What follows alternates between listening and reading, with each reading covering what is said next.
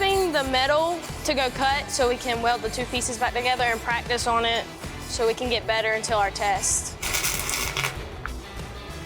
That's what you call overhead welding right there. I like how it's very hands-on and how you don't know the outcome of how it's going to be until you practice and practice until you get it perfect.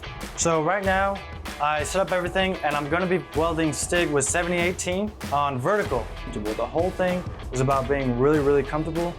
And if you're not comfortable with your entire body, something is gonna shake and it's not gonna be perfectly straight. This is my second year in here. And after this, I'm going to Central for their welding class. And I haven't really decided yet, but it's either being the welding instructor, that's my goal, but I've also been interested in pipeline, like going out on the oil fields and pipeline and doing all that. Dream job is for automotive, but a big shop for multiple things, not just welding and automotive, but also a little bit of everything else. When we're doing a new thing and I get it right, that just makes me feel so good. I like welding because I like working with my hands. And I do a lot of things like car work and woodwork, and the only thing about welding is I like the more complicated with metal. It's a lot more difficult. I like to challenge myself and to do better.